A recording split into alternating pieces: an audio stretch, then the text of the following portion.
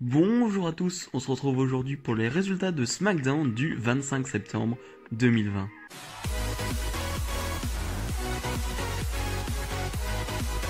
On ouvre le show avec AJ Styles, Sami Zayn et Jeff Hardy qui sont sur le ring. Voilà, les trois là qui sont en guerre pour le titre intercontinental. Ils auront un match ce week-end d'ailleurs à 3 dans un ladder match pour le titre intercontinental de Jeff Hardy ou de Sami Zayn. Il y a un peu ce problème entre ces deux-là.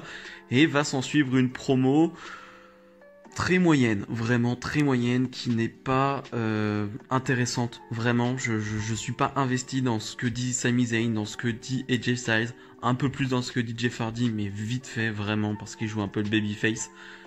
Mais les deux heels, je les trouve pas bons en termes de promo. Là, c'est pas bon, c'est pas bon. Et en général, dans cette feud, les promos ne sont pas terribles. Vraiment, les promos ne sont pas terribles. Ça fait un petit moment que Jeff Hardy, enfin, que AJ Styles n'a pas sorti une bonne promo.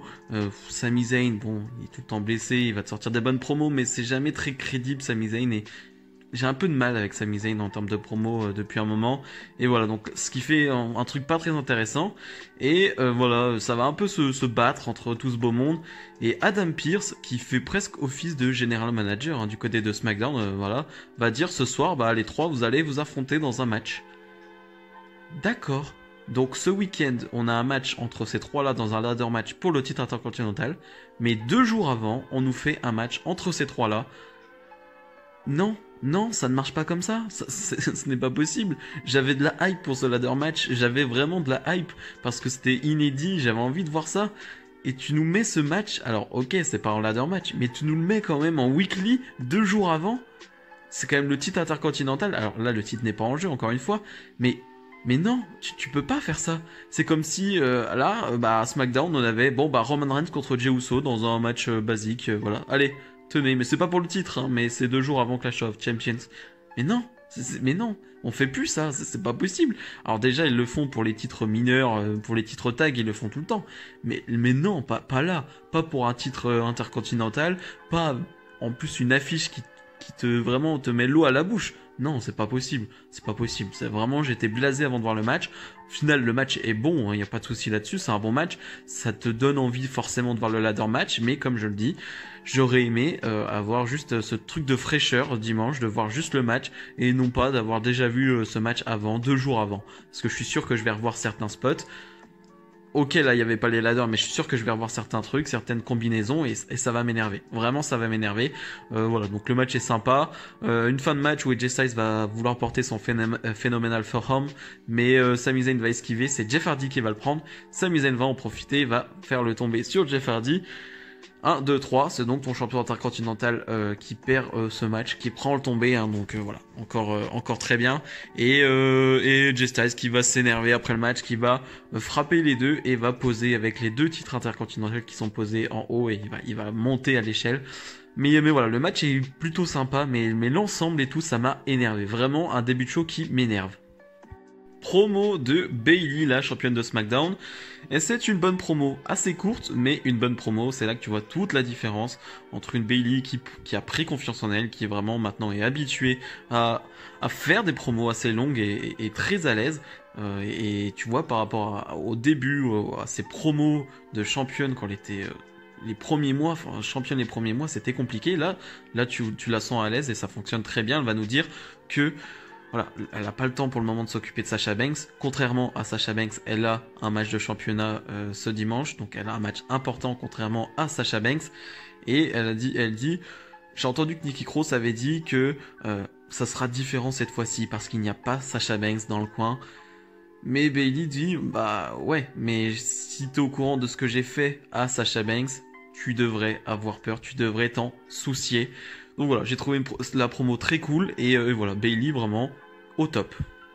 Gran Metalik face à Shinsuke Nakamura. Je sais pas, ça fait combien de fois qu'on voit ce match, ou en tout cas ces deux équipes, hein, la Lucha House Party et Nakamura et Cesaro, s'affronter en 1 contre 1. Enfin bref, il y a beaucoup d'affrontements, mais je les trouve plutôt cool, je les trouve frais. Là pour le coup, ça sera un peu moins frais parce que Nakamura va vraiment dominer vraiment beaucoup de matchs. Le match est très court et il va vraiment dominer 95% et il va l'emporter très facilement, vraiment très facilement.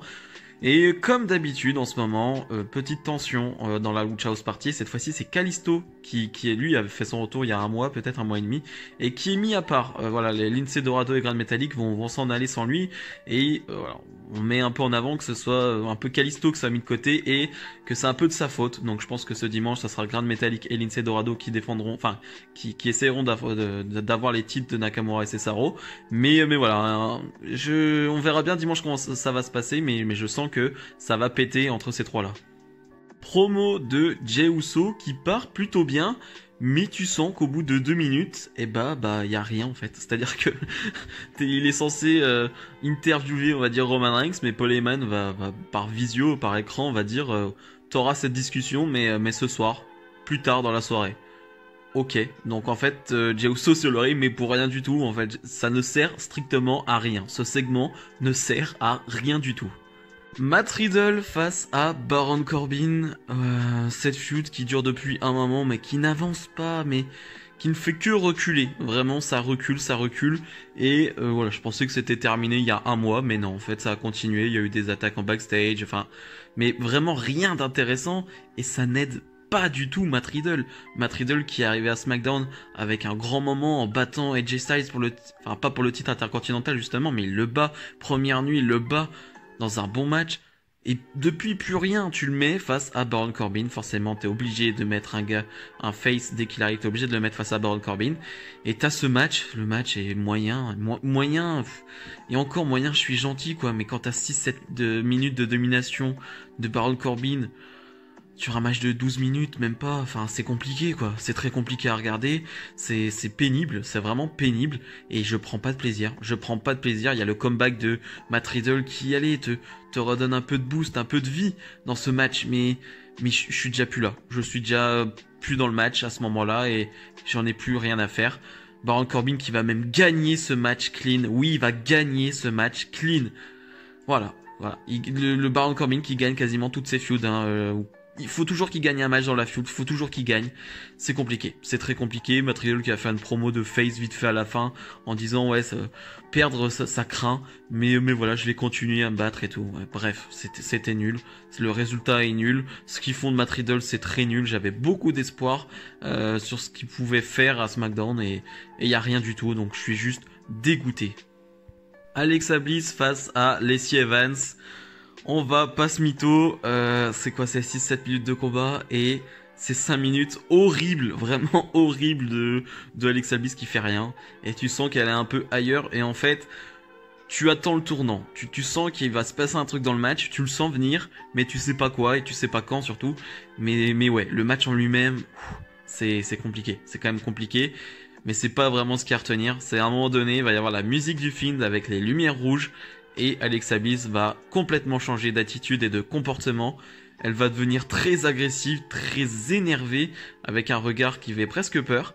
Et voilà, elle va détruire Lacey Evans jusqu'à se faire disqualifier. Mais ça, à la limite, ce n'est pas important. Et elle va porter une nouvelle fois le Sister Abigail sur Lacey Evans. Et voilà, il y a une sorte d'image du film derrière qui va comme d'habitude parler, et Alexa Bliss qui va sourire. Tu sens que voilà, le truc va encore un peu plus loin. On avance dans ce truc d'Alexa Bliss qui change et qui pourrait être aux côtés du film. Là, tu le sens venir. Je pensais juste qu'elle allait changer, mais là, j'ai l'impression qu'elle va être son bras droit, je sais pas. En tout cas, il y a quelque chose qui va se créer, et c'est très intriguant. Et surtout, Roman Reigns va faire son entrée pendant qu'Alexa Bliss repart, et Alexa Bliss va avoir un regard sur Roman Reigns. Tu sens qu'il va se passer un truc. Alors, je sais pas, ça sera sans doute quand le Fiend sera face à Roman Reigns. Je le vois venir à ce moment-là, mais tu sens qu'Alexa Bliss, elle a un truc contre Roman Reigns. Tu vois, elle a un regard où tu te dis, oh là. Quand elle a eu ce regard en se retournant sur Roman Reigns, j'ai pas eu des frissons, j'irai pas jusque là, mais c'était très cool. C'était vraiment très fun. Donc encore une fois, super moment avec Alexa Bliss. Cette histoire avance très très très bien. Le segment final de ce show avec Jey Uso, avec Roman Reigns, avec Paul Heyman. C'était génial, c'était vraiment génial, c'était tout ce que j'attendais. On a un Jey Uso qui va devenir enfin agressif, et on a un Roman Reigns au tout début qui va mettre un peu over Jey Uso en lui disant mais enfin, tu fais partie de l'une des meilleures équipes de tous les temps, tu es incroyable et tout, mais tu n'es pas le premier de la famille, tu n'es pas l'élu dans la famille, c'est moi le numéro 1 dans la famille, c'est moi, et ça le sera toujours. Et Jey Uso va sortir une promo assez énervée et j'ai adoré ce moment où j'en parlais la semaine dernière. Je veux voir un Jey Uso en business, en mode serious, hyper sérieux. Et là je l'ai eu, et pendant 1 minute je l'ai eu et c'était super. Il va te dire que, tu sais ce que disent les gens quand ils me voient, lequel des deux es-tu? Voilà, j'ai pas besoin d'en dire plus. Et je veux montrer ce dimanche que je suis capable de battre Roman Reigns, je suis capable d'être champion Universal et je vais te bosser le cul tout simplement. Et j'ai adoré ce petit moment de Jey Uso, très énervé mais très business encore une fois, et j'adore ça. J'adore voir quelqu'un qui change d'attitude comme ça à ce moment-là, et c'était super bien réalisé, c'était en termes d'acting, c'était super. Et même l'acting de Roman Reigns qui, quand Jey Uso va dire ça, va s'en aller, Roman Reigns s'en va et tu vois la tête de Roman Reigns qui devient énervé. Il est vraiment énervé.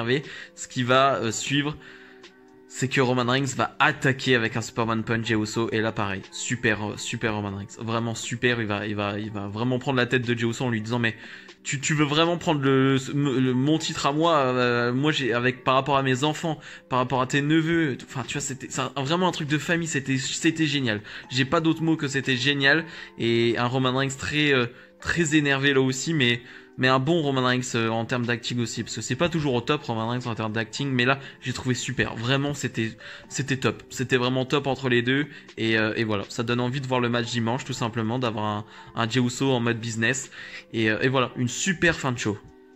Bilan de ce SmackDown. Bon, c'est un go home show, donc il se passe pas non plus 14 milliards de trucs, mais rien que pour le segment final et le segment d'Alex Bliss, pour moi c'est un bon show. Rien que pour ça, alors je sais que sur 2 heures, t'as 2 segments qui volent le show, ça fait pas beaucoup, je suis d'accord, mais pour moi sur un go home show ça me suffit amplement, parce que ça a fait avancer l'histoire Jey Uso, Roman Reigns, d'un beau côté en plus, ça l'a vraiment bien fait avancer, et Alexa Bliss, ça continue, ça monte, et ça devient encore plus intriguant, donc vraiment j'ai adoré ces 2 moments, même si le reste du show est très moyen, voire mauvais à certains moments. Donc voilà, si cette vidéo vous a plu comme d'habitude, n'hésitez pas à mettre le petit pouce bleu et à commenter, à me donner votre avis sur ce show et à vous abonner à la chaîne. Nous, on se retrouve dès lundi pour ma review de Clash of Champions. Salut